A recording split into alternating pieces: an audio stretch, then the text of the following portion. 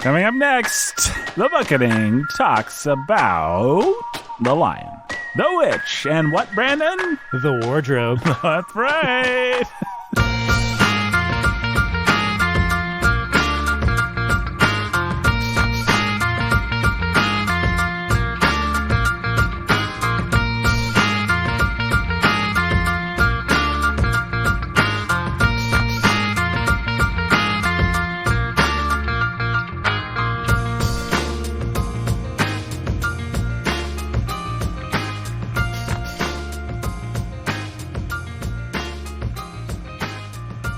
Everybody, welcome to the Bookening. That little teaser at the beginning made it sound like this was going to be a very fashion-conscious episode, the way Brandon said, the wardrobe. Write it. Right? Okay, not my finest moment. Oh, man. Welcome to the Bookening, guys. We're going to get right into it. Lion, the witch, and the wardrobe. My name is Nathan Albertson. I'm your humble and obedient host. That's Brandon Chastain over there. He's the scholar who's a baller of reading. We've got, Brandon, how do you sound? What? You're just supposed to say something so people know what you sound like. Oh, this is my voice, people. This is your voice, people? Okay. And that's Jake. He's the pastor who's a master of reading. Jake, how do you sound? Like so. Like so. Okay, great. Let's talk about The Lion, the Witch, and the Wardrobe. Let's do this. Now, does anybody have any Lion, the Witch, and the Wardrobe specific baggage they want to talk about going into this reading of Lion, the Witch, and the Wardrobe? It made the clearest impression on me when I first read these books. Yeah? Yeah. This one and The Magician's Nephew are the ones that had the images stick with me the longest. What were some of the images that stuck with you? The lamppost, the fawn. Oh, okay, all the images. The beavers. Yeah. The White Witch, and especially the Turkish Delight for some reason. I was always trying to figure out what Turkish Delight was, and then when I finally had Turkish Delight for the first time... It's disgusting, right? I was very disappointed and wondered why anybody would be... I mean, I think if I was in the woods and a White Witch rode up to me and offered me Turkish Delight, of all things, I would know she was an enemy. Now, to be fair, Edmund asks for it. Right. So he gets what he asks for. Right. But... Did you have any baggage for Lion, the Witch, and the Wardrobe? It's what I gave last time. Read it in third grade. My third grade teacher, Mrs. Woodall's class, and got me started down the Narnia path and loved it. And my baggage for this book is that from an early age, I thought it was lame. Of all the Narnia books, I think it was the one that I resented the most the earliest because it had this lame central allegory. And we'll talk about whether and how I feel about that now. But as a kid, I just learned to be cynical about that pretty early. And I learned it from J.R.R. Tolkien because I read somewhere that he didn't like Narnia because of the allegory. And then I read that little preface that he wrote that's included in most modern editions of Lord of the Rings, where he says, I cordially dislike allegory and hate it when I detect it in all its forms, or something like that. That's a phrase that's always stuck in my mind from Tolkien. And I was just like, I want to be cool like Tolkien. And I realized, like, a lot of times I didn't like allegory. And I know, like, it's, Jesus taught an allegory. It's not totally a bad thing. But when it's like... Characterize my critics as the dumbest people in the world. I know dumb people think something, but I can think smart things. Definitely the way they sound. I know people will say things that are not my opinion, and they'll sound like this. No, listen, I know I know there's good allegory out, but I don't know, like, when you're reading Pilgrim's Progress, there's a lot of great stuff in Pilgrim's Progress, but when you get to, like, and then Hopeful walked into Castle Despair, it's just like, I don't like that kind of stuff. I just think it's corny. When the allegories, what's good about the allegory in the Bible? It's not too on the nose. Like, it's a farmer went and did farmer things that make sense for a farmer, and they just happen to correspond to these transcendent truths, if I may use the phrase. We theologians call that typology. Typology, yeah. It's superior to allegory. Right. I like that. I like typology, I guess. I don't like it when it's like, I had to read a bunch of stuff. You know what it was? In 6th grade, we read this. I went to a Christian school, and they made us read this dumb book called The Shining Sword. And it was about how, like, a guy found the shining sword of truth, and he fought the giant of sin. And then I read some Frank Peretti, and there was, like, a sin dragon, and the sin dragon. I was like, oh, this cool Stephen King style book suddenly ended with a sin dragon. And so it's not that allegory can't be done well. It's just that a bunch of the worst Christian writers use it in the cheapest, lamest way. The Shack. Yeah, like The Shack. to use an extreme example. Sorry, I was starting to go down a rabbit hole, but I have stopped myself. And most of the Narnia books, as a kid and indeed now, don't offend me with their obvious allegory. But this one, with the central resurrection thing, as a kid, by 6th grade at the very early, or at the very latest, Really bothered you? it just seemed cheesy. The problem that maybe I'm too much of a literalist in some ways, but I always overthought it. It's like the theology of Aslan's death doesn't actually work out in a way that corresponds. And I don't know whether that's C.S. Lewis being stupid or C.S. Lewis not caring, or the way he saw it. Yeah. Can I break in? Please, Sorry. please. And I'm not sure this means much, and it could have been his reaction, kind of like sour grapes to Tolkien for having criticized the allegory in the first place. But he had this literary category he came up with called supposal literature. Have you heard this? No, but that sounds like something he'd come up with. I think it's in his book that he wrote on, like, it started with the light post or something. Mm-hmm. This was an essay that he wrote about the creation of Narnia, and he says that it's not supposed to be allegory, because what he's wanting to do, like he was doing with Paralandra, is he wanted to say, suppose there was another world, and suppose it also had sin and had to have the same sort of redemptive act that our world had. What would it look like in that world? Would it look exactly the same as ours? Mm-hmm. And so he says, given a world full of where Greek myths and talking animals, like it's a world where his childhood imagination of boxing can come to life and mix with his love of paganism.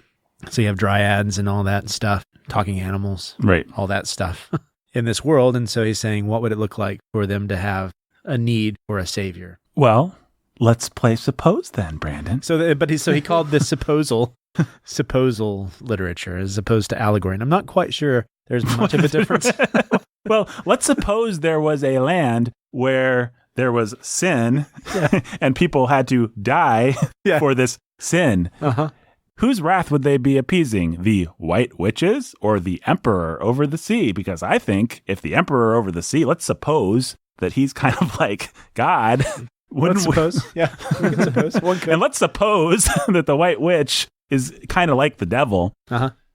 And let's suppose that Aslan is a little bit like Jesus. And let's suppose that we're supposed to learn lessons. And let's suppose that this one act was actually just to redeem one boy and not everybody who was under the punishment of sin. Right.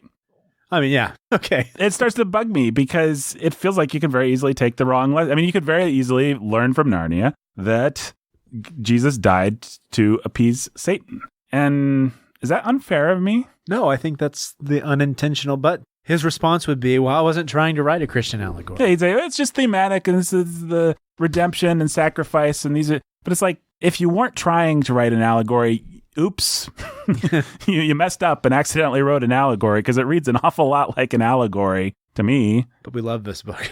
No, I do.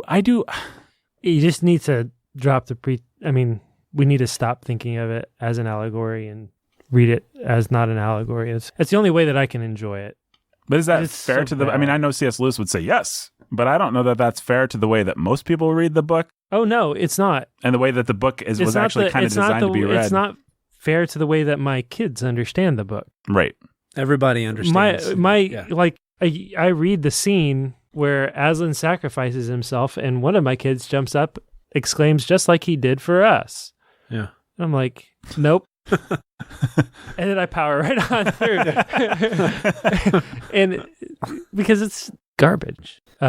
Sorry, fans of that sort of thing, but it is garbage. It really is. It really is garbage. And here's the other thing, like, even thinking in this sort of supposal way really does undermine the biblical reality. Listen, this may come as a shocker to you guys, but Jesus is man forever now. When he took on human flesh, he took it on forever. In heaven, now, Jesus stands as a man and he returns as a man, the God-man. He is the God-man forever. That's kind of a big deal that is central to understanding our redemption. And so to have Aslan blithely say, well, I have different forms in your world. That's heresy. That's what it is. I mean, unless you're not supposed to take it that seriously. Right, which is why the only way to take these books is to not de-allegory. And that's part of the problem with The Lion, the Witch, and the Wardrobe, is that it pulls so close and people want... Well, But the fact is, there are lots and lots and lots and lots of stories with, redemptive sacrifice Hashtag redemptive sacrifice. Hashtag redemptive sacrifice. Yeah. Being at the heart of them. Problem is that he really did give us a God. Yeah, I think it's just inexplicably or inextricably theological what he did. It feels like if it just got a couple steps farther away, it'd be fine. I don't mind stories where people sacrifice themselves or where heroes better than people sacrifice themselves. I think there's all kinds of ways to talk about sacrifice and redemption, blood guilt, and all these things in a story. And I think that is the business of stories often, is to deal with these themes. These are the central themes that give meaning to our lives. This is what we have to deal with. This is our redemption. And so, of course, we're going to work this out in our stories and our myths and our pop entertainment. But when you actually have a Jesus figure doing something, it just gets too close. I don't know where the line is exactly. I just want to say C.S. Lewis crosses it. Mm-hmm. I'm sorry that our fun celebration of Narnia every episode has to start with something negative. I promise I like the rest of the books, and I like this one too. There's a lot to like. Let's rip the Band-Aid off first, though. It's probably worth mentioning somewhere in these podcasts that my two oldest children's names are Peter and Lucy. One of my daughter's name is Lucy. And Peter wasn't necessarily for Peter Pevensey, but Lucy kind of was. Well, and that's the kind of example of the thing that C.S. Lewis does so right. And it's not straight allegory. It's just good character writing. Like, Lucy's the kind of girl you'd want to name your daughter after, right? Yeah, absolutely. She's sweet, kind of and she's trusting, and she's real, and she sticks to her guns when all of her siblings don't believe her and something happened. And she gets angry, but then she comes around. And I like it when C.S. Lewis, we're going to talk about this next time, I guess, but like in Prince Caspian, when he does the little allegory, the little lessons, I generally like those. When it's like Aslan's like, follow me, but I will be invisible. I think that's a pretty good metaphor, I guess, for some things that we've all been through. You could take it, if you take it too literally. The older you get, the bigger I get. Right. He's not a tame lion. Okay, that's a helpful. Everybody likes to use that one on social media and stuff, but hey, it's a helpful little thought. It's totally helpful. Yeah. There's a reason it gets a lot of play. Yeah. And it's because it's great. And Mr. Beaver's incredulity at them thinking that he would be... he's a lion. He's a lion. Of course he's not safe. There we go. There we were just every single evangelical podcast ever. Mm-hmm. Yeah. Are you happy? There we go. Let's spend it. Are you not entertained? Are you not edified? Brandon's just left the building. That was my car door slamming. Oh man. Well, what did you guys like about this book? That's the main. I think when we get to the last battle, there's going to be some other major things, and there might be a few minor things along the way where it's just like he got that wrong, and it hewed too close to real theological. It was so close. It was close enough that the fact that it didn't actually do it is damaging. Yeah, you know what I mean. But most of the time, when you have a book that tries to pretend it's not allegory, right, then it at least needs to have some reasons to think it's not allegory, right. So, like, when J.R. Tolkien got upset that everybody assumed The Lord of the Rings was an allegory. Allegory for the Great War, right? Allegory for the Great War, or even an allegory for Christianity, which you still have people trying... life, right? Yeah, you still have people who try to make that argument. Boo. He gets so frustrated by that because he says, no, it's just because I take Christian principles to actually be at the heart of reality, and so the stories I tell are going to have... They're going to be Christian stories.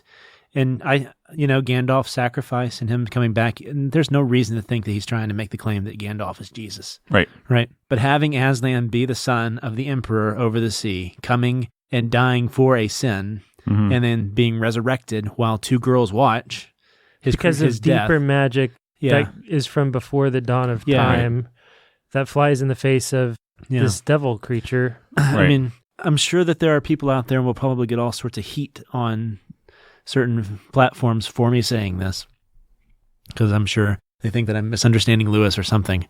I've always thought that his supposal theory was one of the most disappointing and weak literary philosophies he ever had.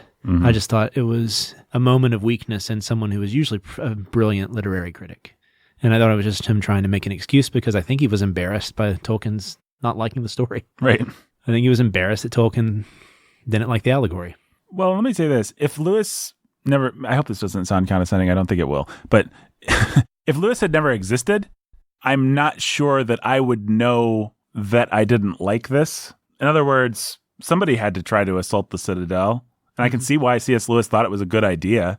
You know, if I was in Lewis's shoes, I might think, hey, let me try to do what Bunyan did, but do it one better and do it for kids and incorporate all this fantasy stuff, you know, from mythology that I like. It seems like a good idea. Yeah.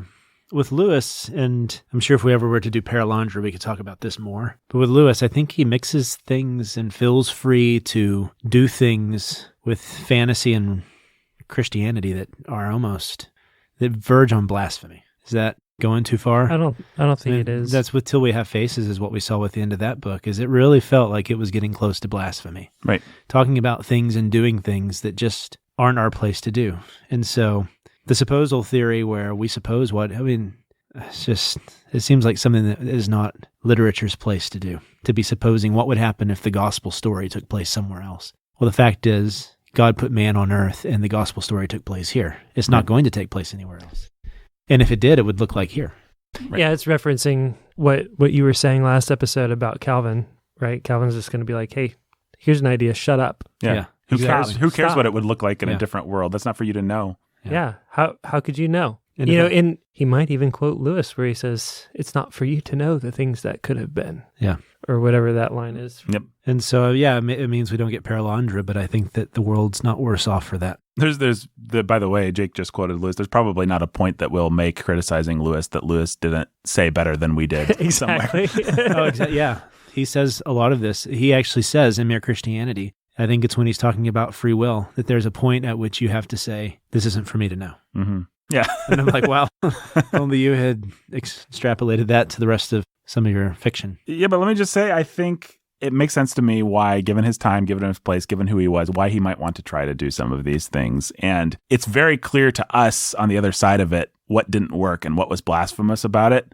I'm not convinced that it would be clear to any of us if we were on the other side of it, if we were approaching it, why it would necessarily be bad. It might seem like a project worth undertaking. Paralandra, Narnia, Lion the Witch specifically. These kinds of allegories. It's easy to see why it doesn't work. Why when you come that close to the truth, you begin to be in danger of degrading the truth somehow. It's easy to see that once someone's done it and failed. I'm not convinced that if I was C.S. Lewis, I would do better or I would know better without trying it. Yeah. So I think we can't necessarily have sympathy for all the places where Lewis just decided to be obstinately wrong. But I think we can have sympathy for the attempt. This seeming like a cool idea. Yeah. You know? It is a cool idea. And you have, when you have forebears like Bunyan, who did such good work in the field of allegory, you can't blame somebody for wanting to be the modern.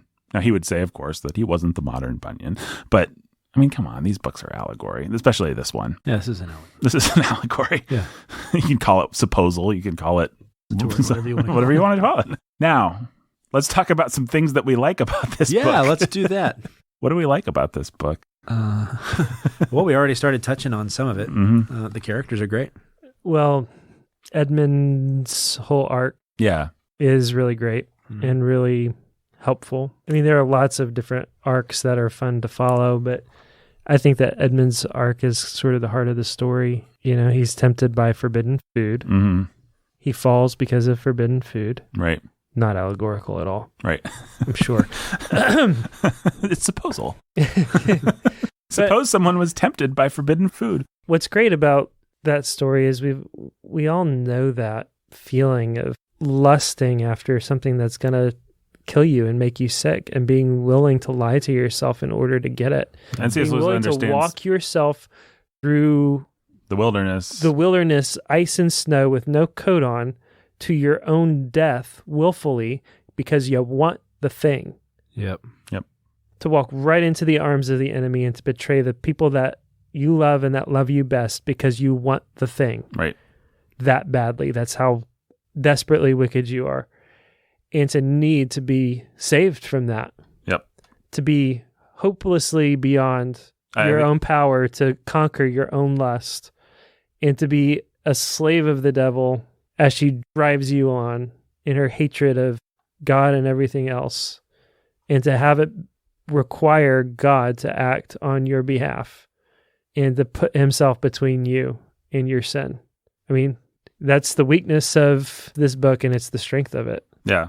And the fact that the Turkish delight ends up being dry bread and water, Yep. It's a perfect metaphor. I mean, what I'm thinking of, and I'm sure a lot of our male listeners are thinking of, are times in my life where, when I was a young man and I really wanted pornography and I was willing to pay money for it. I was willing to go to places, dangerous places where people might observe me, that had the computer access that I needed. I was willing to do all these things to put myself in real danger of losing jobs, of losing friends, of losing status or position or money or whatever else. Yep. Because I wanted this thing and I felt like I just had to have it. And then when I got it, it wasn't nearly, made you sick. It made me sick. It was disgusting and I hated myself and it was dry bread at best. The pleasure was not, the pleasure of it was not the pleasure that I expected. Yeah. Not to mention the poison of it. Lewis gets to mix two things that he's strong at, understanding human psychology. Yeah, which he's a master of. And imagery, which he's always very good at picking the right metaphor. I can't really think of any time he's used a metaphor that I thought, wow, that's kind of stupid. No, he's a perfect good at that. Metaphor tician. Unfortunately, that never really, yes. Unfortunately, that never really expanded into him being a good poet. Poetry's pretty bad, man. Yep. Sorry, people. I don't think a lot of people have read C.S. Lewis's poetry, but I'll just go on record saying I've saved everybody the time. I've read C.S. Lewis's poetry. Yep. Don't do it. Don't do it. It's dry bread and water. Yeah. But yeah, and so his characterizations, Lucy is great. Lucy's Edmund's awesome. Great. Those are his two strongest characters in this book. But even Mr. Tumnus and the Beavers. Oh yeah. All these characters are wonderful. They're all very neatly drawn, well drawn, and they're little tiny places. And when you think about how short a story this actually is, something that you really could read in a nice long sitting. Mm-hmm. Not even that long. I read Prince Caspian in 2 or 3 hours. Yeah, I did the same. Yeah. You love the Beavers. You care about Mr. Tumnus. Right. You're invested in Lucy and Edmund and Peter. A little less in Susan, but she gets her come up. For being a boring character. She does. Yeah, and he's good at description. That is one thing he's also very strong at. I think he's always been underrated because I've heard people say, well, he wasn't good at that. And it's not that he wasn't good at it. It's that sometimes he didn't want to be, or he didn't try that hard. I'm going to be controversial here. He's better than Tolkien at it. Oh, Tolkien can be really boring, frankly speaking. Tolkien's boring.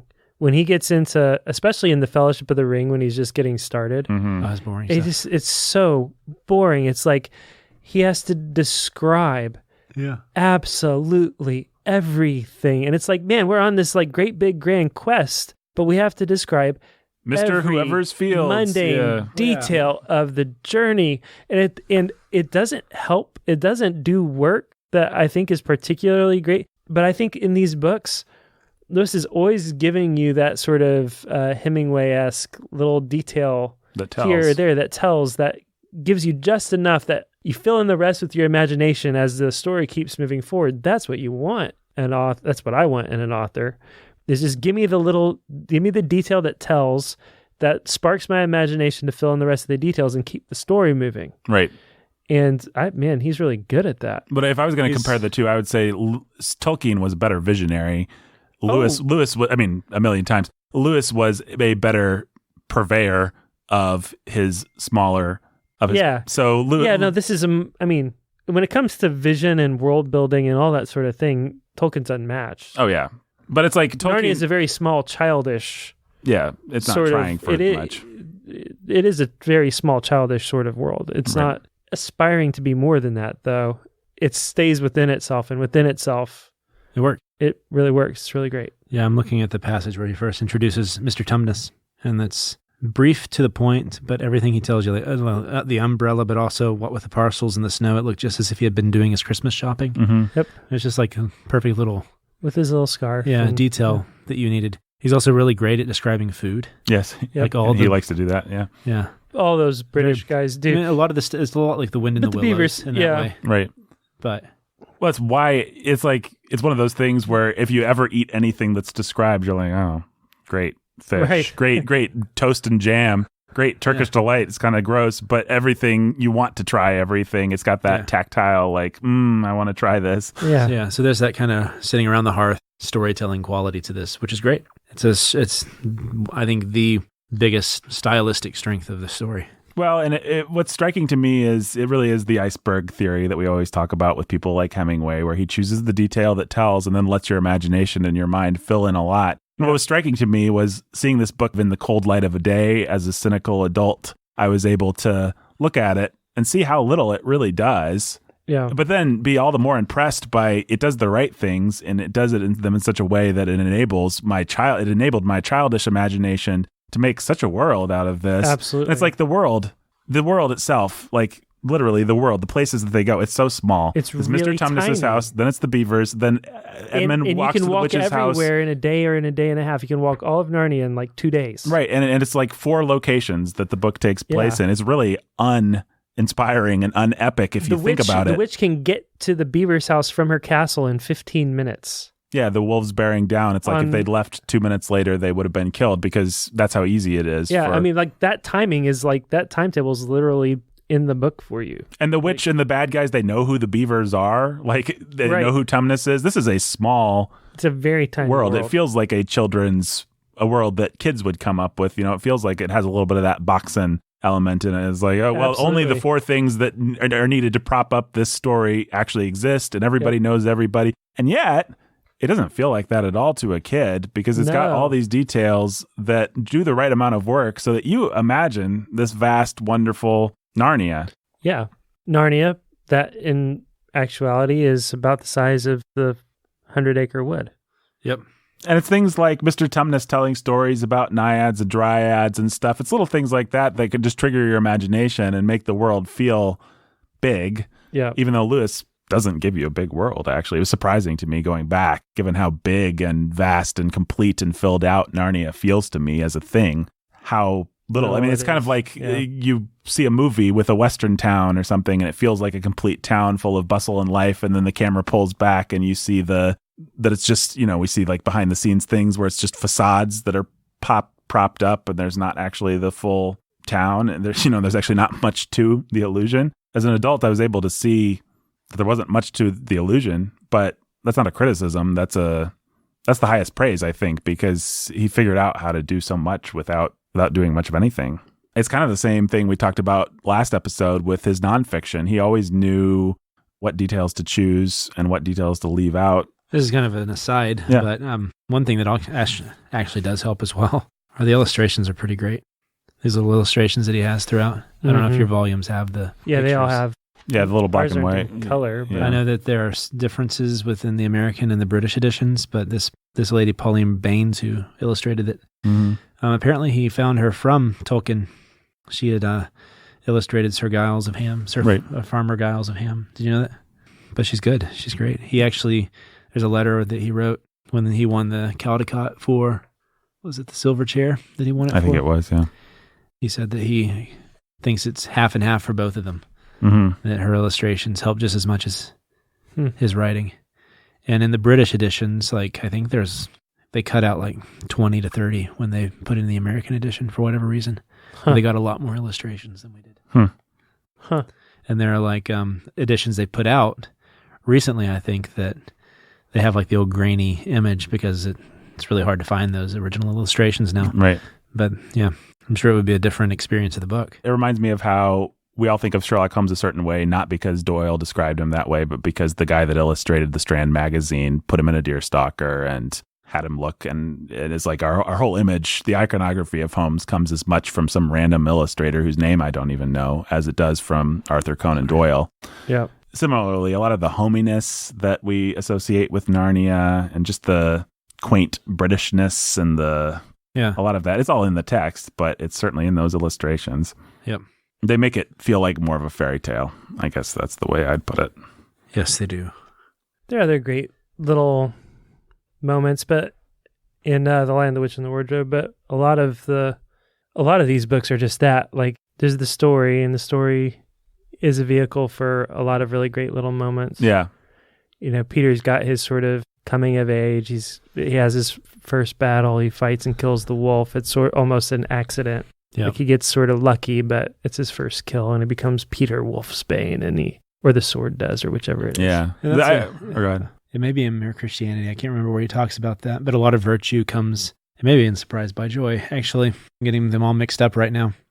But a lot of the virtue comes in a moment when a man isn't actually thinking, I'm going to be virtuous now, but it's just like his character's coming out. Right. It's like it is who that person is at that moment. Right. Virtue is how you act at that moment. So it was good to see Peter, the way he handled that. It wasn't like Peter was like saying, I'm going to be a brave king now. He just went into the action. He just realized, it took him a second. Then he realized he had a thing to do. Other people started to go. Yeah. Aslan says, no, let's let the young prince win his stripes. Yeah. Or something like that. And then it kind of happens because he kind of stabs the wolf, but doesn't stab the wolf. But he slashes, the wolf dodges. Yeah. And then the wolf sort of falls. Because the wolf howls, he gets a shot. Right. And I think that's true. Especially, it's useful for a young child to realize that a lot of their virtue and good things they do in life aren't going to seem all that great when they actually happen. You're not going to feel like a king. No, you just feel nauseous and stupid. What's great is that you come back to it later. They come back to that moment in Caspian, and it's like, yeah, that's when I slayed the wolf, and it's when I became Peter Wolfsbane, and this is and it's not the sword that he used to fight all the other battles with. It's not the sword that he used it's the sword that he fought this wolf in this really unglorious but first battle when he saved his sister. Yeah. Right. And I love that that's the way that it works, because that's the way life works. Well, yeah, and then he forgets to clean his sword, which is also how life works. Like, even in the moment of your greatest heroism, it's like your fly is undone or something. Yeah, you know, he's like super embarrassed. Yeah, you can't. You're lucky if you get 1 out of 100 things right when you go to do your great act of heroism or whatever it is that God calls you to. I love that a lot of those types of moments in these stories are really not that epic.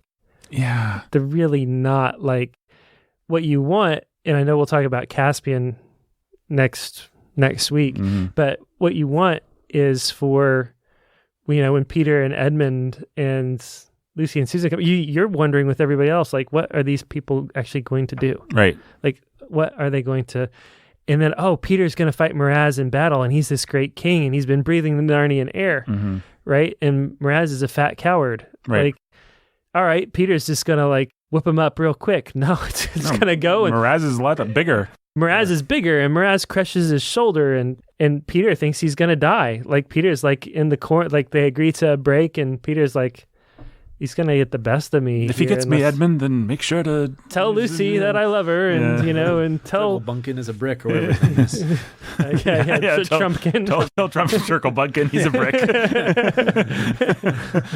Say something especially nice to Trumpkin or whatever that is. Yeah, but it's just like, it's just not... I love that sort of thing. It's not overly... He doesn't romanticize. He doesn't romanticize the battles. Yep. He doesn't romanticize... okay, he was in World War I, and he volunteered, and he also doesn't, like, make it unromantic. He's not cynical about it. No, I think he does. He gives it the right amount of reality. He understands that those kinds of things are work.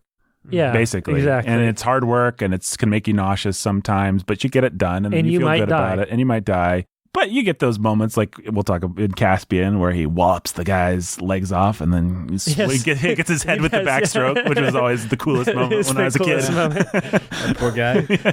He's going toe-to-toe with Miraz, and then you've got these guys that are like, we'll usurp the thing, and, that's it. Yeah, it's just like, whap, whap. Yep, he's dead. You're done, dude.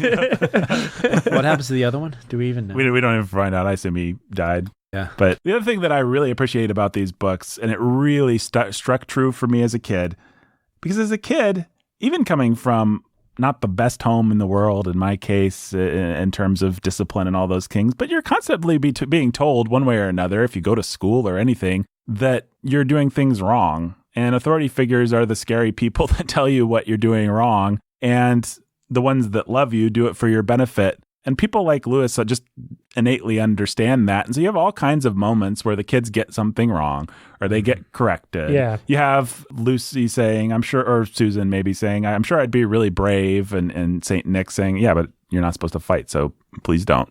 And you have Aslan saying, must more people die for Edmund? And Lucy's just, she's a good kid, but she was selfish in that moment and she felt like a jerk. Yeah. And that's what Harry Potter lacks. Never gets right. That is the essential thing that Rowling did not understand. All our criticism of Dumbledore, I think, can be boiled down to Dumbledore was never allowed to actually be an authority figure that brought any kind of gravitas or discipline to Harry. That is what is most lovable actually about Aslan. It's not the romps and the playing. No, that stuff's all kind of goofy in my mind. It's when he's Mufasa disciplining Simba. Yeah. And they all those lions, right. they do a good job of really hitting that note of fear and anxiety and shame and love. Right. And tenderness.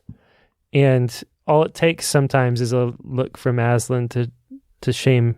Or sometimes it takes the discipline that we don't get to see, like what happens with Edmund. Yeah, nobody ever gets to know what was said to Edmund. Yeah. Also, nobody never needs to ask. All we need to know is that Edmund was never the same again. And that's pretty cool. And I love that. Yeah, and it's, by the way, Lewis so many times is so clever about getting away with not having to write the the awesome thing. Yes. He makes it better by avoiding it. Like, he finds ways to do that all the time. It's really, really enviable the way that he can get around that sort of thing. Or the way that even, again, with Caspian, right? Like, hey, I don't have to have any of these people kill Miraz. Right. I don't have to, I can stack the odds against them. I can create this, he creates this whole scenario where, we're going to have a face-to-face combat. It's all going to work out so that all of this happens, and nobody's going to actually be guilty of shedding Miraz's blood, and it's going to feel totally natural and inevitable, and it's going to tell about Miraz, and it's going to tell about the people he surrounds himself with, and it's going to tell about Caspian, and it's going to tell about Peter, and it's going to...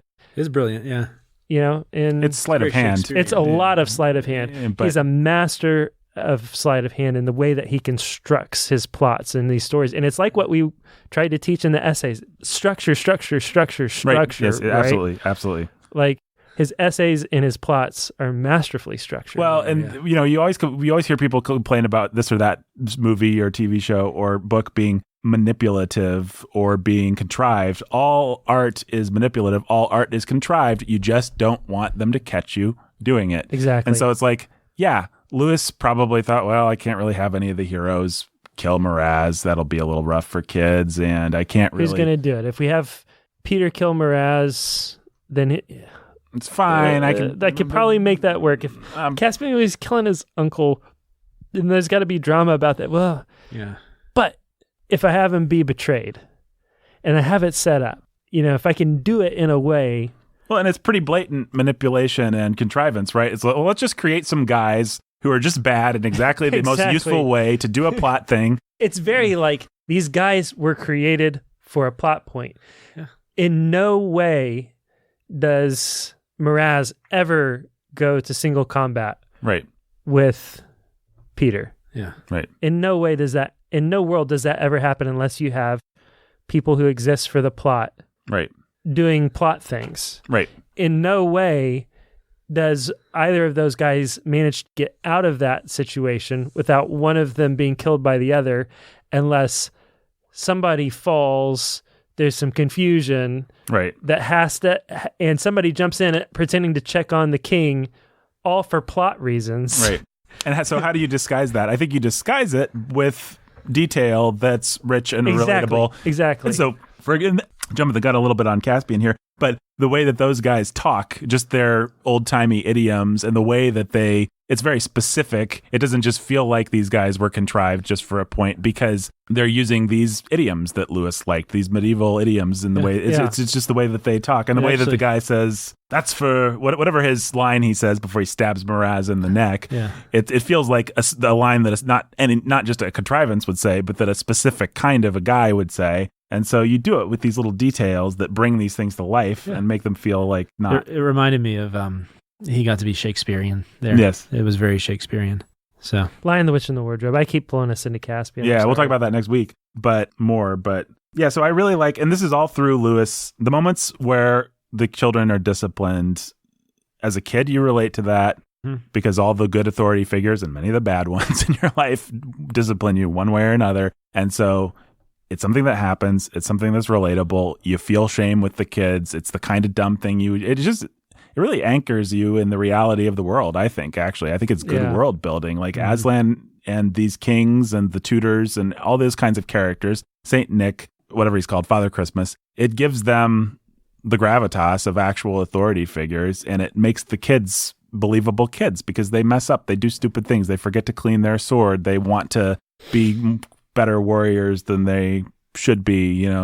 All these things are very relatable. Yeah. It's just like one of the most memorable moments from Lord of the Rings is Pippin throwing a rock down a well. And again, I'm saying, fool of a took, next time throw yourself down. And it's like, okay, was that authority crossing a line there and being a little harsh? Yeah. Have good authority figures that I love in my life in their discipline of me crossed a line like that, and it's been hurtful and helpful at the same time? Yes, it's very relatable. Yeah. Right. Yeah.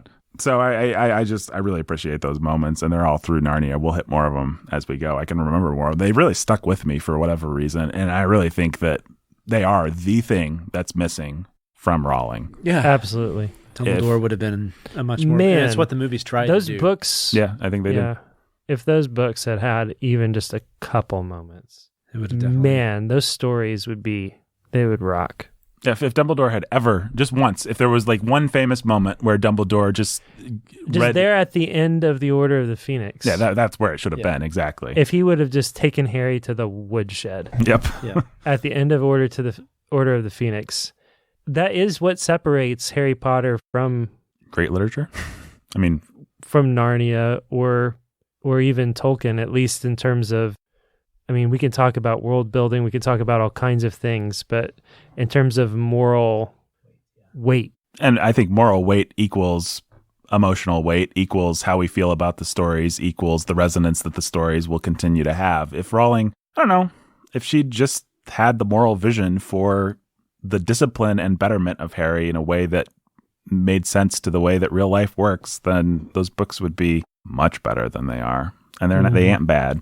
Yeah, they ain't bad at all. But I don't know. It's also, you appreciate that about Lewis, as soft and kind of, Brandon, I think last episode was describing him as being a little effeminate sometimes in his argument. Lewis could be that way. He could be very twee, very classic effeminate British man kind of person. But as a scholar from a certain era, as a tutor from a certain era, as a student from a certain era, as a child from a certain era, he understood the value of discipline. Absolutely. He just understood it innately, and he put lots of moments like that into his books, and they really sell that we're dealing with real children. I know I'm just saying the same things, but to me, it's one of the best things about these books, and something that as a kid, I don't think I ever remarked upon it to myself. I don't think I was like, it was something that I would have been able to articulate, but I think it meant a lot to me. It really brought the stories to life, and it really gave them some moral weight and allowed me to put myself in the position. Because if I'm a hero, I would never be like Harry Potter and just stumble into doing everything right. I'd be the kind of guy that would forget to wipe his sword, or would want to do the wrong thing, or would tell Aslan something stupid, and then Aslan would be like,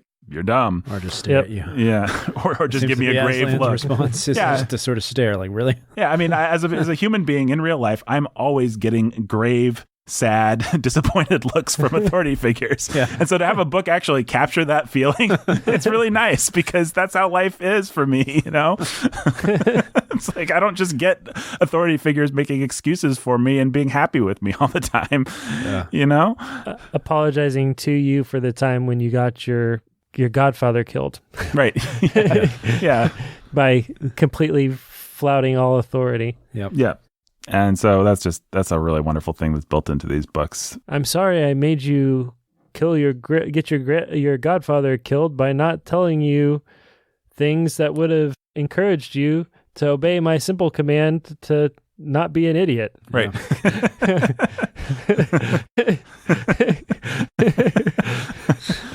Oh, man. Well, and also I think it gets at the fact that Lewis knew the psychology of children really well. And I think he could anticipate where kids would mess up and the kinds of feeling. Like, if I'm a girl and Santa Claus gives me a bow and then tells me not to use it, I'm going to be like, what? And so C.S. Lewis, he doesn't make Lucy, or is it Susan in that moment? Susan. He doesn't make Susan better than that. He makes Susan... Lucy's the one who's like, I could be really brave, though. Yes, that's right. And that's when he says, battles are ugly when women fight. Mm-hmm. Yeah. Well, yeah, because he gives her the dagger. That's what it is. Yep. Sorry, I'm getting it all mixed up. But if I'm Lucy in that moment, of course, it's like, come on. But that could be awesome. I can be awesome. Yeah. And of course, the movies, that's the first thing that went out window. The women are. Oh, there's all sorts of things went out the window. I know, but Prince Caspian's even worse with those movies. Is it? I've never seen Prince Caspian. I haven't either. But yeah, he's great. So that passage, so Peter did not feel very brave indeed. He felt like he was going to be sick. Yes, it's wonderful. Yeah. And I think, man, every time I've been called on to be brave, especially when I was younger, that's usually how you feel. You don't feel like I'm brave now. But what's glorious about this is it makes you feel like you can actually do it. Yes. Right? Like as a kid, I've never been in battle. I've never enlisted. I've never been in war. I've never done those sorts of things. My dad and my grandfather were policemen, and my grandfather fought. But, especially as a kid, you wonder, like, man, would I have what it took in that? Could I do that? Like, how would it be?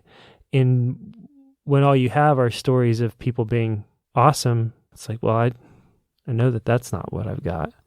But when you have this boy who's like you, feeling sick, but just doing the right thing and sort of, by God's grace, getting lucky, like, and that's something you can build on, like, yeah, hey, this can work out. This is how this can work. Like, people have done this sort of thing before. Yeah, it makes it relatable. It makes it achievable. It's the difference between James Bond and Indiana Jones, right? James Bond, everything always goes right. Women throw themselves at him. And if he's trying to do some stunt, it's going to go perfectly. And then he'll adjust his tie and kind of make a twee little quip. Indiana Jones is going to get dirt thrown in his face, and he's going to get dragged behind things, and he'll punch out the Nazi and try and steal his uniform, and then the jacket will be too tight. Yeah. And it's just like, if I was a hero, that's the kind of stuff that would happen to me. And you know which hero young boys want to be more? Yeah, well, because it's not James Bond. They know that Jones, they know that you just have to be born to be James Bond. Yeah. But if you're going to be Indiana Jones, all you need is a lot of determination and the will to keep trying no matter what happens. Some grit and a grad degree. Yeah. And James Bond has actually went that direction. Daniel Craig is a pretty boy, but they've made him into more of the kind of character who things don't always go his way. But he's got the determination to see it through to the end, yeah. Right. But they still have to give him those moments where he's going to, adjust his tie. And it's kind of, there's a little bit of a weird dissonance in Daniel Craig in that he kind of has to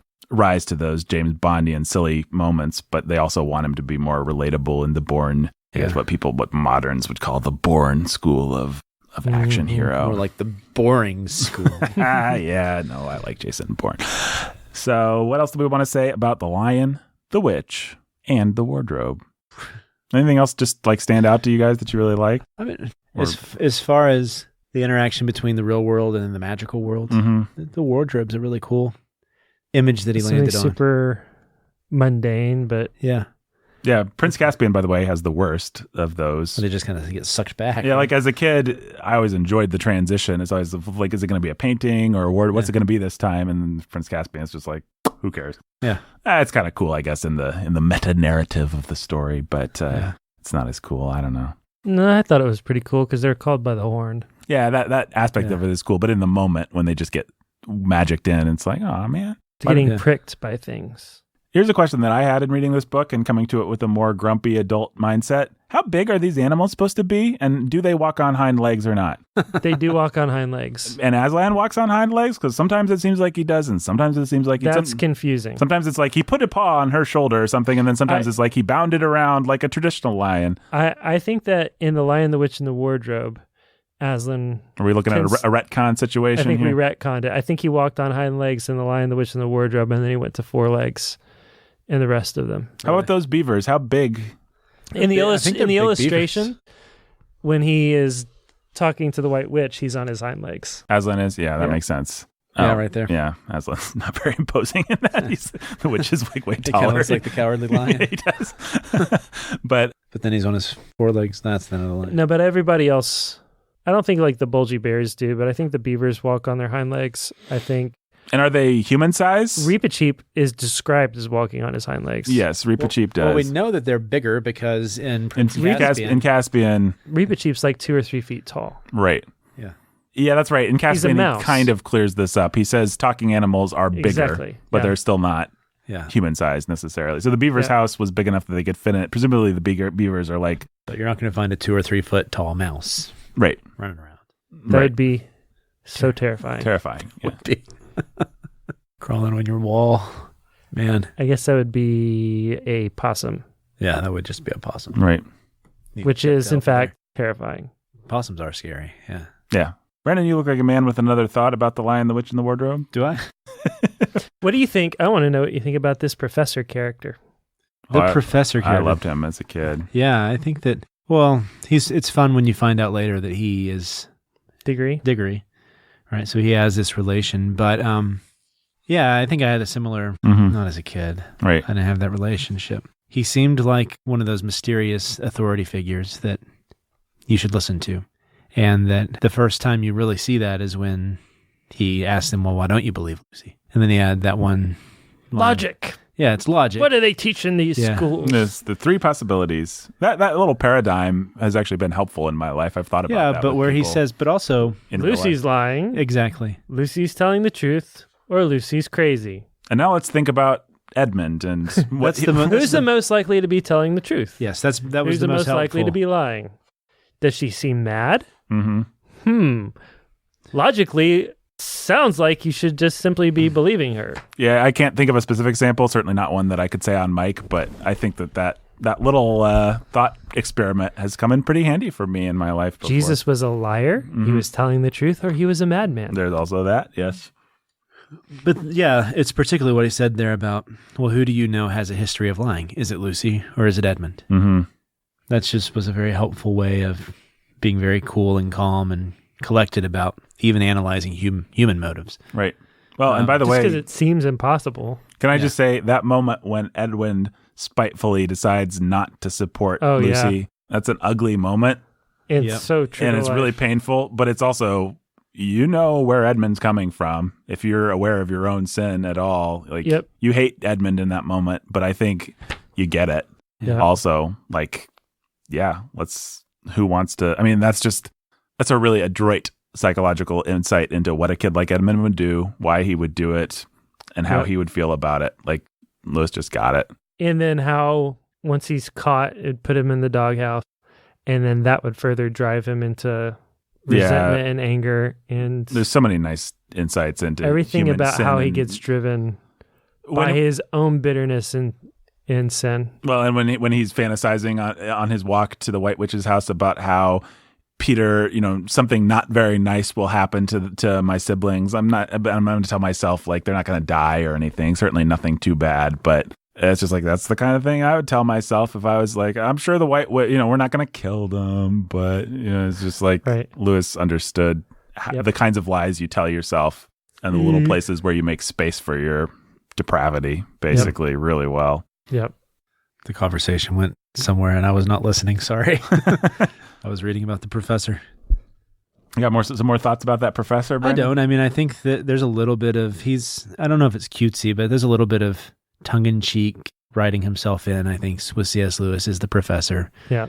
The guy who has been there and can explain the story to the kids, but is also going to preserve the sense of magic to it. I don't think it's really wish fulfillment. I don't think Lewis necessarily sees himself this way. No, I don't think he does. I think you can always tell Lewis is one of those writers, even in his adult work, where you can always tell who he likes and who he doesn't and who you're supposed to like. There's never any real question, even with the morally compromised characters like Edmund. There's never any real question about, and I understand that's a feature of children's literature. I would say even for Lewis's adult work, it's more of a feature than a bug. But he's not he's not an author that hides his intent. Prejudice. Yeah, or his prejudice. It's like, this is in That Hideous Strength, for example, all the bad guys, it's like, these are the kinds of people that C.S. Lewis doesn't like, and he doesn't like them for these reasons. And we know that probably every one of them has a precedent in Lewis's life, somebody that he wanted to see smashed by an elephant. And he's just like, Jane Austen feels the same way. Many great authors, actually, you can feel them working out their... Yeah, in That Hideous Strength, they are, I think, more composites.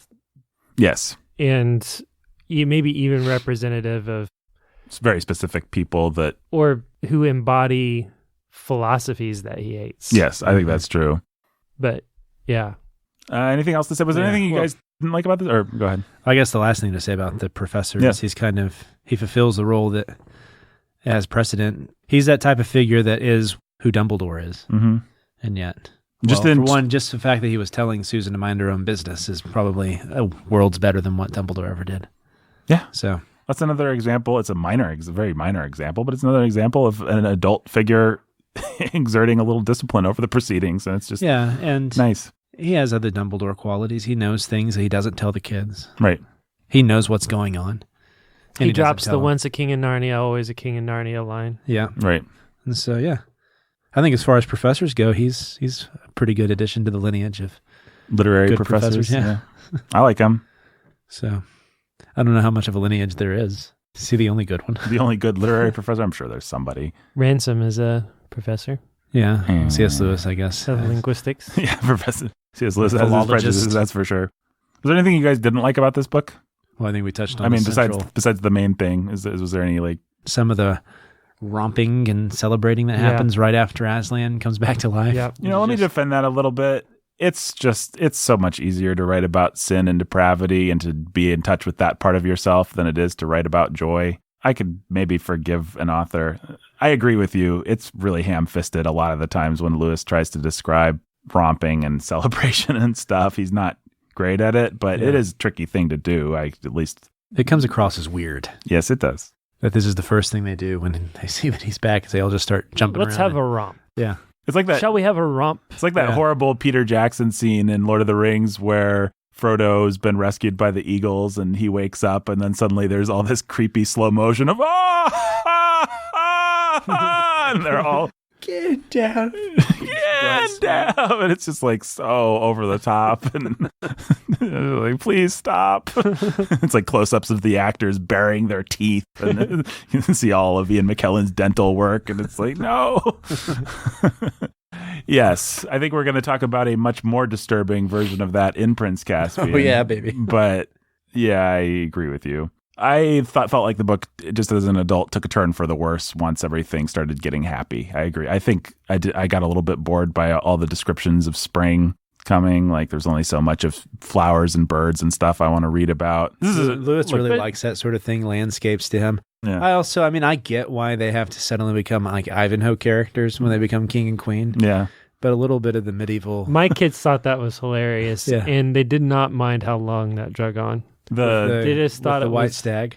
Yeah. Say my queenly... Well, that's interesting. I didn't think of it as being funny. Yeah. My kids just thought it was hilarious. It was just like... Do you think Lewis had his tongue in it? Was he like, okay, they became boring adults just like everybody does? Was there a little bit of that to it? Or... I think that absolutely... Yeah, that's fun. I like that. If so, I always just assumed what it was. Lewis I think they just became was cool. Boring, weird adults just like that were unintelligible to my kids, right. And I don't think my kids knew anything to do but to just laugh at how unintelligible it was to them when they were all being really convoluted and weird. And that's just the way that they took it. It was just like, no, they're adults, so they're being convoluted and weird, and it's. Yeah. But he does that kind of thing with more serious characters, like Aurelian and Silver Chair is always saying things like, thou art a lad of wondrous quick-working wit and stuff. So... Well, when we get there, we'll figure it out. Yeah, but I like your theory. Jake's kids reading on this. I do, yes. Me like a passage that I didn't like as much. A little bit better. If I didn't read that out loud to my kids, I would have skipped it. Yeah. But when I hit it and started reading it out loud to the kids and realized how it was hitting them, and maybe I created it or leaned into it, but even the thick Cockney accents. but man, say my fair ladies, put the lamp on the post, worketh upon me strangely. Well, if you try to read it out loud, right. I mean, it really is like it's pretty hilarious. I defy you to read it out loud without laughing. I had trouble with it. I read it out loud to the incandescent Meredith, and I was just like, by the lion's mane, a strange device, said King Peter, to set a lantern here where the trees cluster so thick about it, and so high above it, that if it were lit, it should give light to no man. Right? It's pretty funny. Sir, I'm not... Madam, said King Peter, therein I pray thee to have me excused, for never since we four were kings and queens in Narnia have we set our hands to any high matter as battles, quests, feats of arms, acts of justice, and the like, and then given over, but always what we have taken in hand, the same we have achieved. Sister, said Queen Lucy, my royal brother speaks rightly, and it seems to me we should be shamed if for any fearing or foreboding we turn back from following so noble a beast as now we have in chase. It's like Jim Gaffney. And so say I, said King Edmund, and I have such desire to find... That's good stuff. Yeah, it's like Drax the Destroyer. Or It something is like that. It's like, it's just that kind of moving very slowly. I think I just thought of a piece of textual evidence for Jake's kid's claim that this part is supposed to be intentionally funny. And it's the part in Caspian where Peter recalls to himself how to write a grand kingly letter. And Lewis is obviously having a little fun with the pretentious kingliness of it all. So there's at least one other section where we have some pretty obvious intentional fun with that kind of thing. So, hey, there's some evidence for the Jake's theory. I like it. There we go. All right, problem solved. Yeah. How many lampposts out of 7 do you give to Lion, the Witch, and the Wardrobe? 6. 6 lampposts? That's what I'm going with, too. I'm going to docket an extra lamppost for the crummy theology and the obvious allegory. I'm going to say we'll do the lamppost theory for every one of these books. Out of 7. So you can be the judge for yourself of whether you think there has to be a 7 and there has to be a 0 or a 1. But I'm going to say that you could do whatever you want with that, and that just give it the lamppost you think it deserves. I think this one deserves 5 lampposts. Whatever, Nathan. You're wrong. What you have to... Did you like that? No, I did like that. Well, you have to listen, if the first book doesn't catch you and draw you into the world, then none of the rest of them live and survive. As a book that, as it stands as an artifact of literary history, I'll give it 7. As somebody that knows these books well and likes some of them better than others, and this one is a 5 for me. It's not one of my faves, but it's good. There's certainly large chunks of it that read like a 7 lamppost book, but I'm going to say this is a 5 because they're all the resurrection stuff. And you want to know what planet this is? What planet is this? This is Jupiter. Did we ever say that on Mike? There's this theory. You never explained the theory. Yeah. Oh, there's this theory so Lewis was really into medieval cosmology, in particular the planets, and he even wrote a poem called "The Planets," where it's based on the medieval cosmology. So people understand that they only had a certain amount of planets, and each planet was then associated with certain characteristics, especially with the Roman and Greek gods. And so there's this guy, and I think he's an Oxford professor. He wrote a dissertation, and then it became a book about how the planets relate. Lewis's understanding of each of the planets actually relate to each of the Narnia books. And so you have the Sun, Mercury, Venus, Earth, Mars, Jupiter, and Saturn. Each one of the books represents one of those planets. And this one represents Jupiter. And Why? Well, you want me to tell you why? Yes. I can tell you the exact reasons. Thought you'd never ask. I thought you'd never ask, Jake. Do you want me to read the section on Jupiter in his poem? No. Okay, fine. Go ahead. You can get a taste for how bad his poetry is. Yeah, well, let's do it. Let me see. Also known as Jove. So the qualities that Jove has, or Jupiter, is kingliness, magnanimity, festal joy, tragic splendor, and summertime tranquility.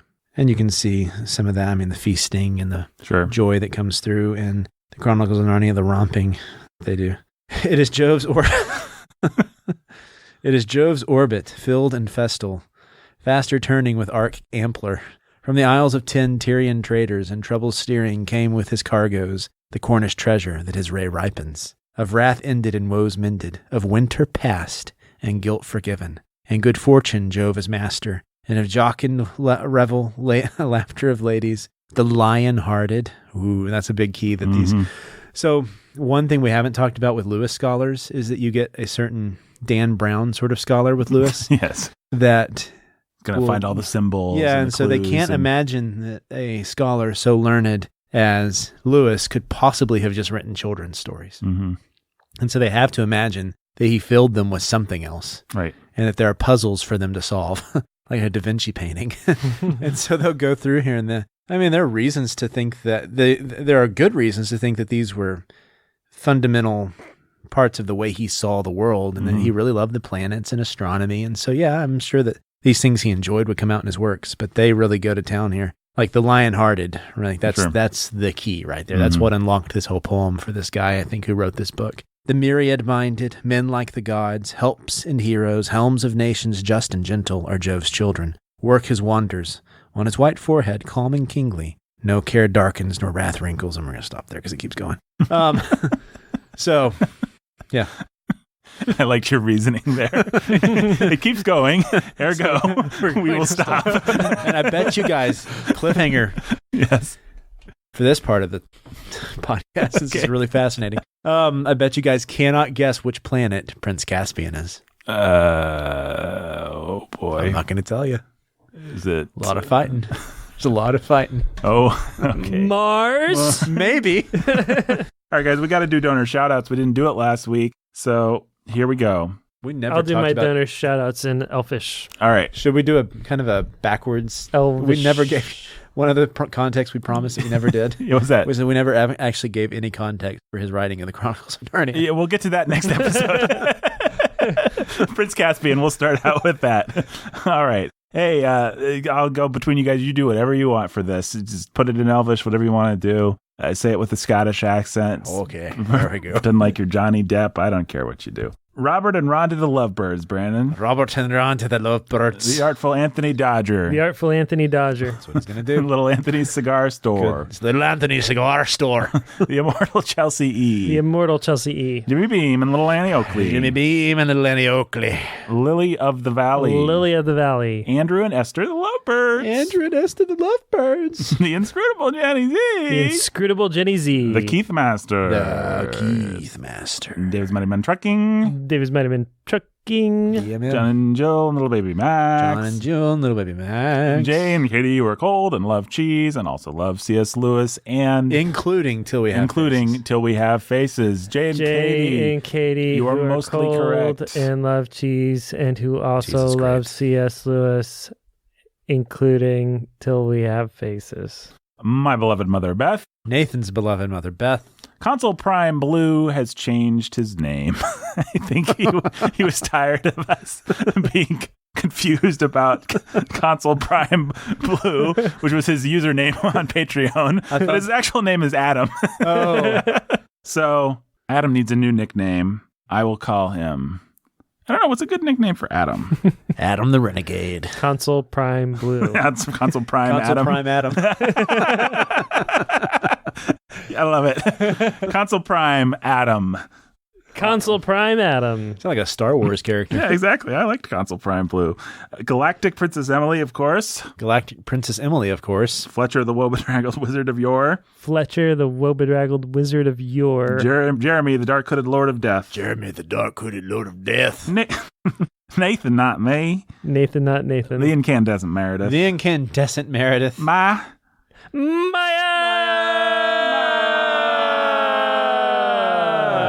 Ryan the Red Avenger and Judith of the Ladies of Justice. Ryan the Red Avenger and Judas of the Ladies of Justice. Danny the Dude. Danny the Dude. DJ Sammy G. DJ Sammy G. Wicka, wicka, wicka. Benny and Dana Tiberius. Benny and Dana Tiberius. Eric and Catherine the Lovebirds. Eric and Catherine the Lovebirds. Professor and Lady X. Professor and Lady X. And a happy bookening welcome to, I'm going to say, Dylan, the death-dealing warrior of doom. Dylan, the death-dealing warrior of doom. He deals death. Nice, like poker. Like poker. Hey, welcome to the donor shout out family, Dylan. It's a good place to be. It's a good place to be. You death-dealing warrior of doom. Maybe it should be a D word of doom. A dealer is what you said, actually. Death. Yeah, but he's a death. I said death-dealing. Oh, we'll just say, we'll just simplify it to death dealer of doom. The death dealer of doom. I like that. That's pretty awesome. Yeah. Dylan, the death dealer of doom. The death dealer of doom. There's the next Marvel character. There's the next. I'd watch the Dylan, the death dealer of doom world or movie. Yeah. All right, folks, we'll be back next week for PC. Bye. Bye.